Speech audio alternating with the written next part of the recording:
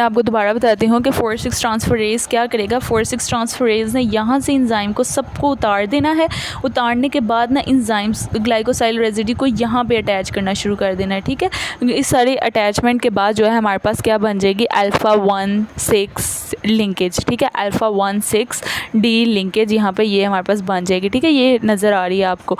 इसके बाद ना मैं इन सबको क्लियर करके एक दफ़ा जो है वो आपको साथ ना एंड पे शेयर भी कर दूँगी, तो आप इसका ना स्क्रीनशॉट ले लीजिएगा, ठीक है। ये बात हो गई हमारे पास ग्लाइकोजन की सिंथेसिस की, ठीक है। ये ही हमारे पास इजी सी बात थी। इसके अलावा हम ग्लाइकोजन की सिंथेसिस के बाद हम बात करेंगे ग्लाइकोजन की ब्रेकडाउन की या डिग्रेडेशन की, ठीक है। ग्लाइकोजन की डिग्रेडेशन के लिए हमारे पास 2 इंजाइम्स रिक्वायर होते हैं। उन 2 इंजाइम में से एक का नाम है ग्लाइकोजन सिंथेटेज और दूसरे का क्या नाम है, डी ब्रांचिंग इंजाइम।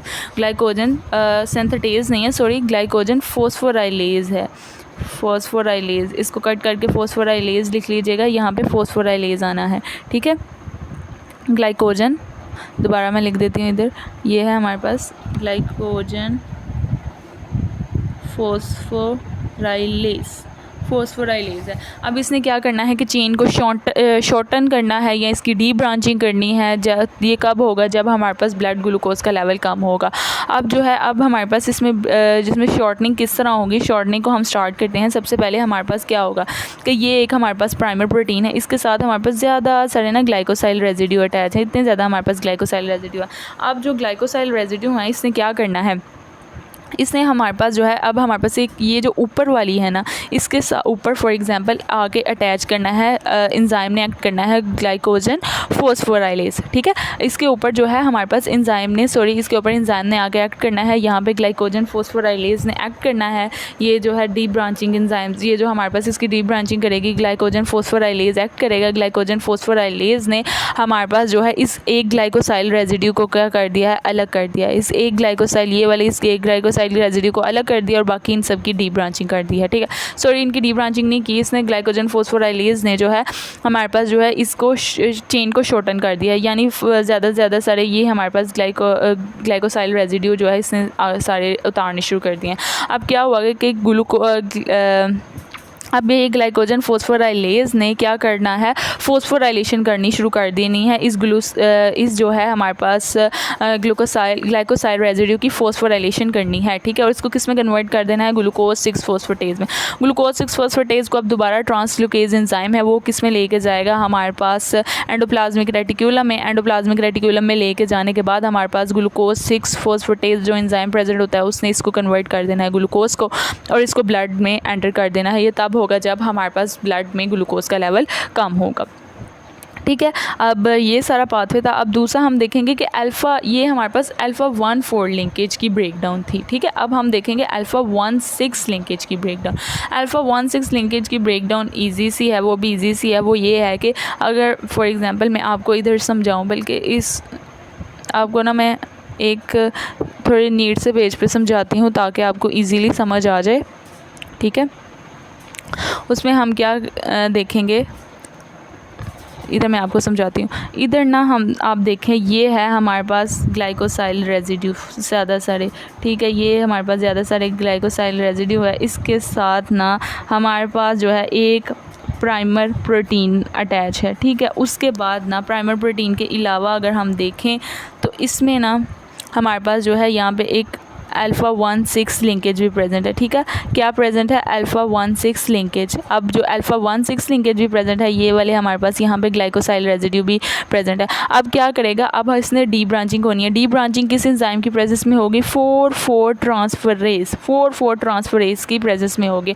अब इस 4,4 ट्रांसफरेज फॉर एग्जाम्पल अगर हम बात करें, ये हमारे पास ग्लाइकोसाइल है, ये बी ग्लाइकोसाइल है, ये सी है, ये डी है।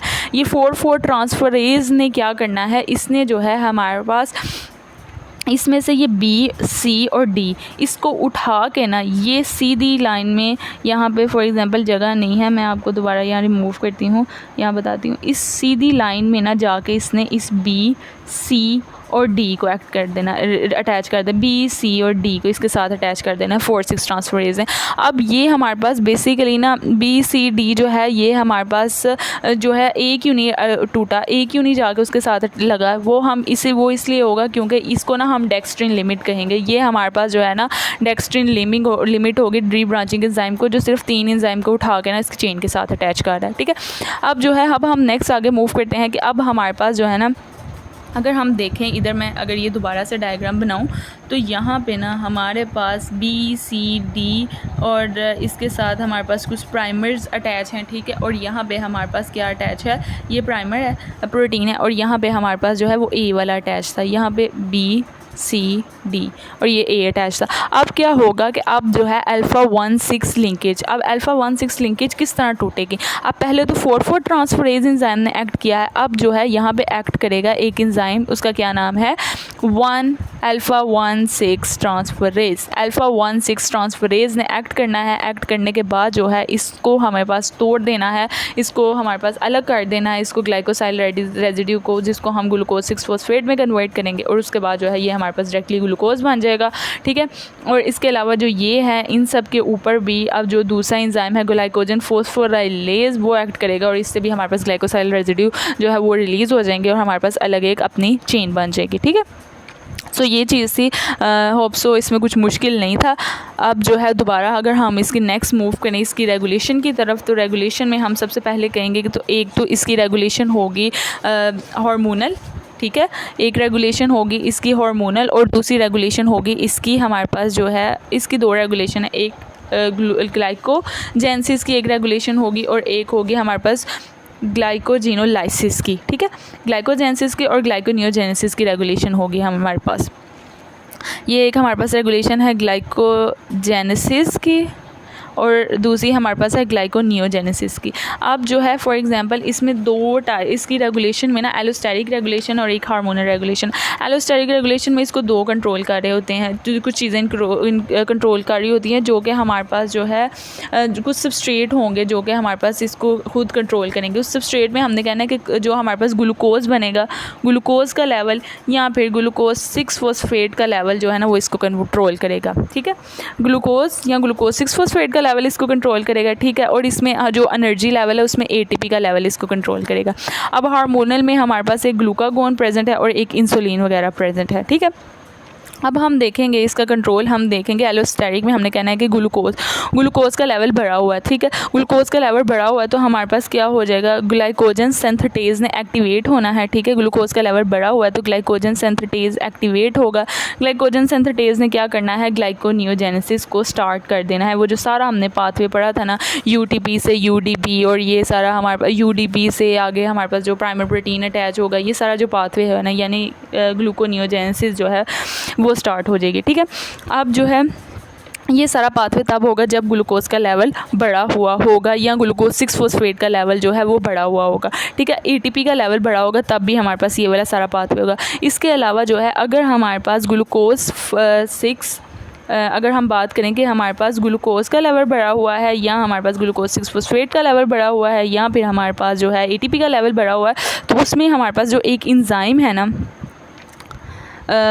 एक जो हमारे पास एंजाइम था, क्या नाम था उसका, हमारे पास ग्लाइकोजन फॉस्फोराइलेज, ग्लाइकोजन फॉस्फोराइलेज जो कि डी ब्रांचिंग में हेल्प कर रहा था, उसको इसने क्या कर देना है, इनहिबिट कर देना है। इन सब चीज़ों ने, ग्लूकोज ने, ग्लूकोज 6 फॉस्फेट ने और एटीपी ने, इसको क्या कर देना है, इन सब चीज़ों को इनहिबिट कर देना। अब दूसरी बात यह है कि मसल में ना हमारे पास जो है वो ग्लूकोज नहीं प्रेजेंट होता। ठीक है, ग्लूकोज इसको कंट्रोल नहीं कर रहा होता, इसमें हमारे पास ग्लूकोज 6 फॉस्फेट और एटीपी का लेवल ही बेसिकली इसको कंट्रोल करता है। ठीक है, ये इसमें एक यही इंपॉर्टेंट बात थी इसमें। ठीक है, आई होप सो इसमें आपको समझ आ गई होगी। एलोस्टेरिक रेगुलेशन में, एलोस्टेरिक रेगुलेशन के बाद जो है अगर हम हार्मोनल, इसके अलावा अगर हम देखें कि अगर ज़ाहिर है अब इसको ग्लाइकोजेनोलाइसिस को भी तो किसी चीज़ ने ना एलोस्टेरिकली जो एक्टिवेट करना है ना, वो हमने कहना है कि एएमपी का लेवल ज़्यादा होगा तो वो हमारे पास जो है ग्लाइकोजन फॉस्फोराइलेज को एक्टिव करेगी, जिसकी वजह से डी ब्रांचिंग होगी। ठीक है, डी ब्रांचिंग स्टार्ट हो जाएगी, लाइसिस स्टार्ट हो जाएगी ग्लाइकोजन की।